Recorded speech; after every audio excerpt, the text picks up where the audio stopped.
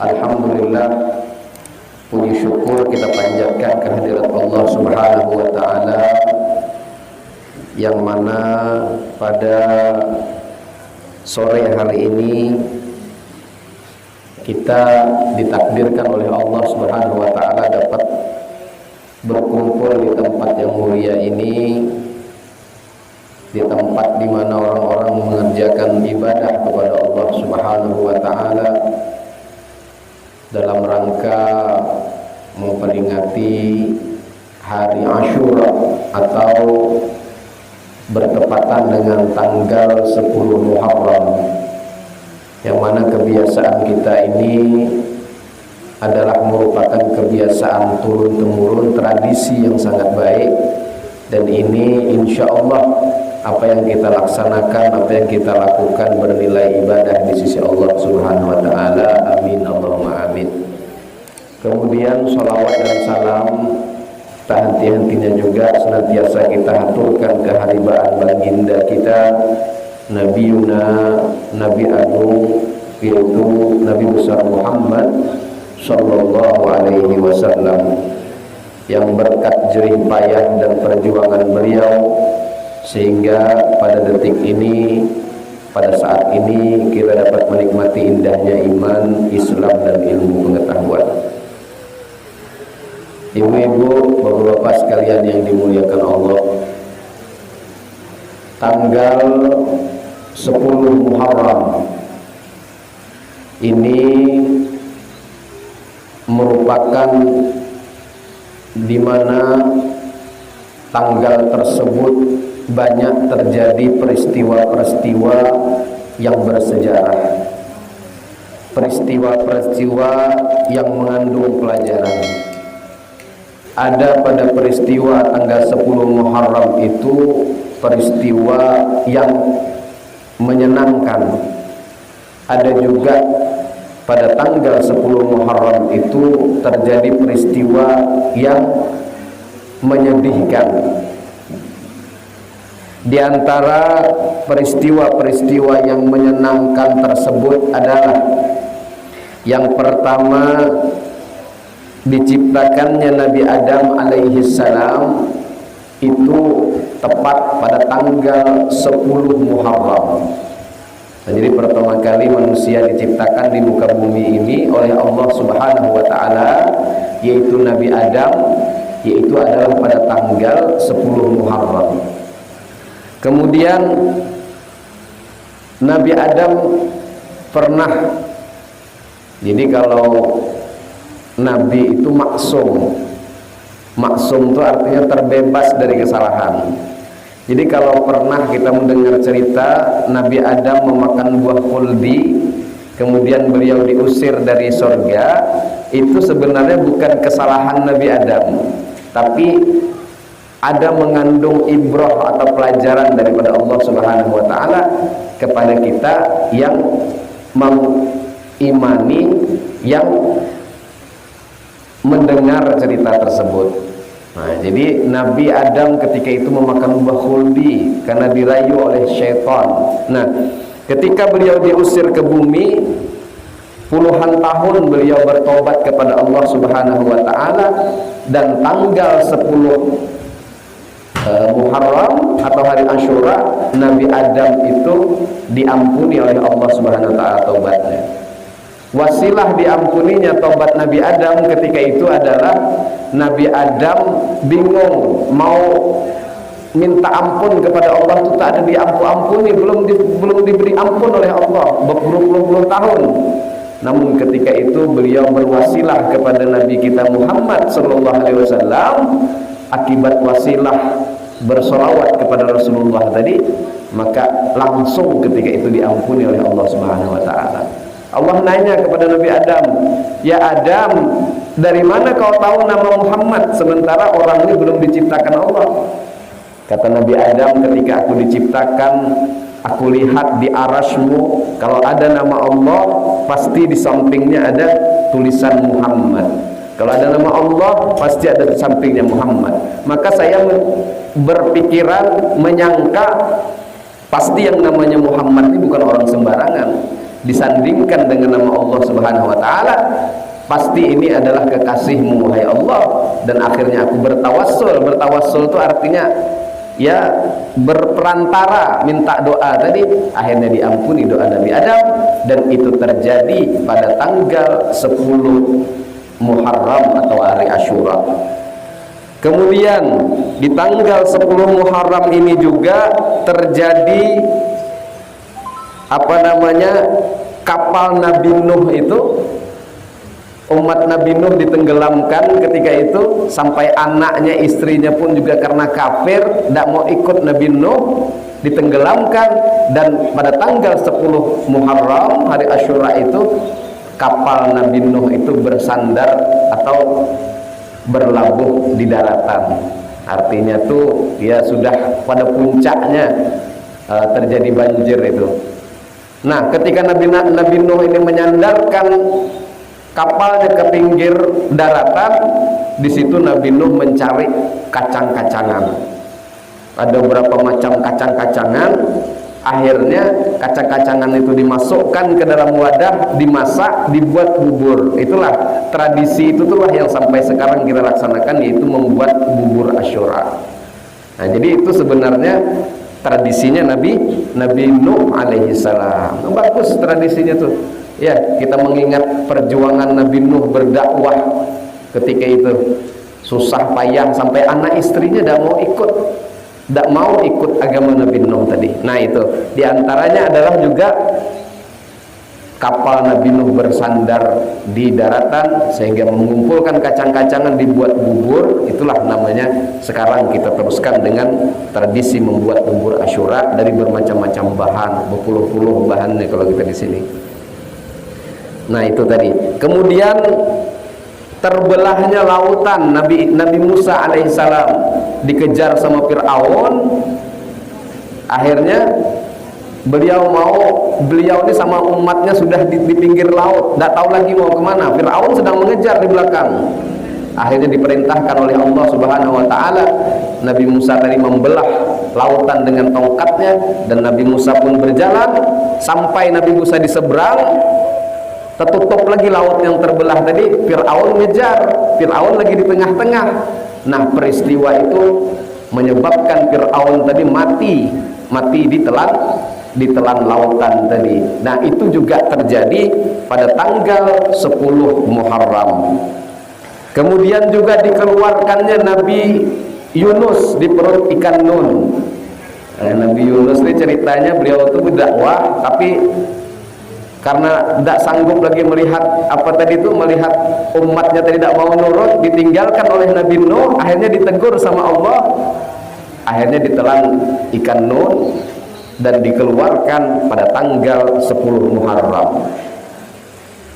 Kemudian dilahirkan Nabi Ibrahim alaihissalam juga pada tanggal 10 Muharram, dan diselamatkannya Nabi Ibrahim itu daripada siksaan Namrud yang dilempar ke api yang berkobar, sehingga Allah mewahyukan kepada api supaya api itu menjadi dingin. Itu juga terjadi pada tanggal 10 Muharram. Kemudian diangkatnya Nabi Isa alaihissalam. Nah, ketika disalib, orang kita meyakini yang disalib itu bukan Nabi Isa, tapi yang disamakan rupanya dengan Nabi Isa, dan Nabi Isa diangkat oleh Allah Subhanahu wa taala. Kalau keyakinan kita begitu, diangkatnya Nabi Isa itu adalah pada tanggal 10 Muharram juga, dan dikembalikannya penglihatan Nabi Yakub. Jadi Bu, ini ada pelajaran untuk kita Nabi Yakub nih. Nabi Yakub ini punya anak namanya Nabi Yusuf. Nabi Yusuf ini didengki, diirii sama peradikannya. Jadi adiknya ini dengki sama kakak-kakaknya, karena Nabi Yusuf ini disayang sama Nabi Yakub. Ketika Nabi Yusuf ini didengki, akhirnya timbul pikiran dari kakak-kakaknya tadi supaya mau meletakkan Nabi Yusuf tadi ke dalam sumur. Dibawalah sama kakak-kakaknya, dilempar ke dalam sumur. Nah, balik dari itu dibilang sama kakak-kakaknya tadi itu, sama abang-abangnya tadi itu, Nabi Yusuf tadi itu dimakan singa, dibawa ke ayahnya, ada baju berdarah. Nah, ketika mendengar berita itu, Nabi Yakub itu tidak berhenti menangis, sampai saking banyaknya menangis, mata Nabi Yakub tadi buta gara-gara terlalu lama menangis. Nah, disembuhkannya buta Nabi Yakub tadi adalah ketika itu pada tanggal juga 10 Muharram, dan dihilangkannya penyakit Nabi Ayub. Nabi Ayub ini menderita penyakit kayak lepra begitu, ya Pak ya, ya Bu, itu disembuhkan oleh Allah juga pada tanggal 10 Muharram, dan masih banyak lagi kejadian-kejadian pada tanggal 10 Muharram itu. Nah, diantaranya di zaman Rasulullah ada melihat Rasulullah ini orang Yahudi. Orang Yahudi ini melaksanakan puasa pada tanggal 10 Muharram. Jadi kata Rasulullah, apa yang kau lakukan nih? Kata orang Yahudi, kami melakukan ini karena kami bersyukur pada tanggal 10 Muharram itu Nabi kami Nabi Musa diselamatkan oleh Allah dari kejaran Fir'aun. Akhirnya dengan rasa syukur itu kami ungkapkan dengan berpuasa. Orang Yahudi tadi puasa di tanggal 10 Muharram.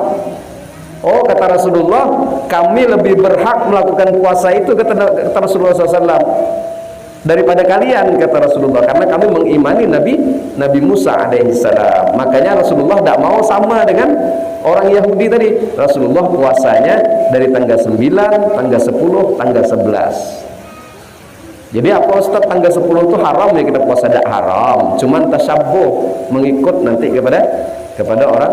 Jadi bagusnya kalau bisa puasanya dari tanggal 9 dengan tanggal 10, atau kalau tidak bisa tanggal 9 tanggal 10, tanggal 10 sama tanggal 11, atau tanggal 9 dengan tanggal 11. Jadi jangan diambil sekok tanggal 10 itu, karena sama dengan orang yang Yahudi tadi. Rasulullah itu mensunahkan 3 hari pada bulan Asyura itu tanggal 9, 10, 11.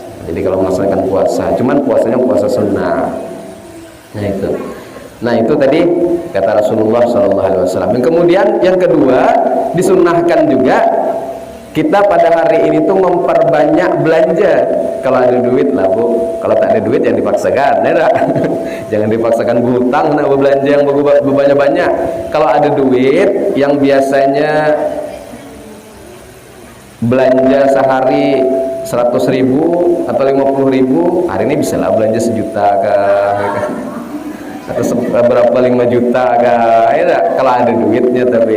Tapi kalau tidak ada jangan dipaksakan. Jadi dilebihkan belanja, disunnahkan Rasulullah SAW. Nah jadi yang kuat, yang sahih dalilnya puasa 3 hari berturut-turut tadi dengan memperbanyak belanja pada hari ini.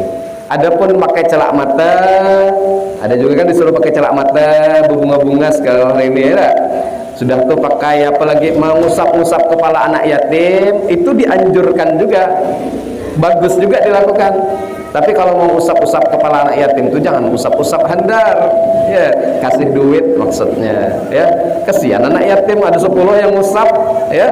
Nah itu tadi diantaranya perbanyak bersedekah, mengusap kepala anak yatim, kemudian pakai celak mata. Nah itu bagus dilakukan pada bulan Muharram ini. Jadi diantaranya juga tradisi kita adalah bersedekah bubur Asyura.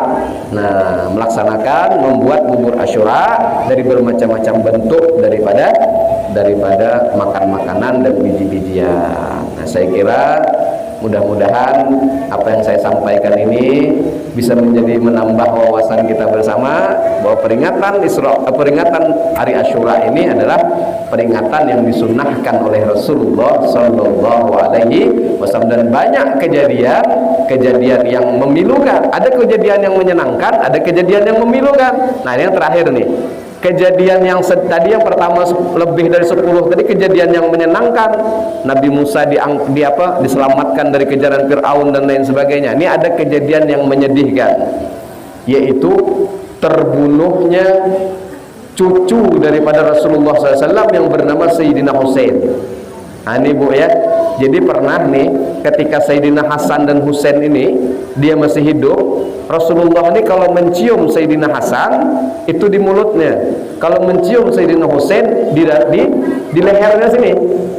Nah jadi Sayyidina Husain dengan Hasan ini berbilanglah sama mamanya Sayyidah Fatimah Az-Zahra, ya wahai ibu, wahai mama, ngapa anu kakek itu Rasulullah tuh kalau mencium aku, kata Sayyidina Hasan, di mulut, kalau mencium aku di dekat leher sini. Kemudian Sayyidah Fatimah tadi datang kepada Rasulullah, wahai ayahku, kenapa engkau kalau mencium Hasan di mulutnya, kenapa mencium Husain di lehernya? Jadi kata, rupanya itu isyarat bahwa Sayyidina Hasan meninggal diracun orang, meninggalnya dari mulut nih berasal racun tuh. Kalau Sayyidina Husain ditimpas orang, ketika berperang ditimpas orang sampai apa? Sampai terpotong kepalanya. Jadi Rasulullah itu, malaikat Jibril menyiapkan kain kapan untuk Rasulullah, menyiapkan kain kapan untuk Sayyidah Fatimah Zahra, menyiapkan kain kapan kalau tidak salah kepada Aisyah, menyiapkan kain kapan untuk Sayyidina Hasan. Tapi kenapa Sayyidina Husain ketika itu tidak disiapkan, tidak dikasih sama Sayyidina Jibril kain kapan tuh? Rasulullah bertanya-tanya, kenapa cucuku Sayyidina Husain tidak disiapkan kain kapannya? Kata Jibril berkata kepada Rasulullah, nanti Sayyidina Husain itu meninggalnya tidak meninggal seperti layaknya kita.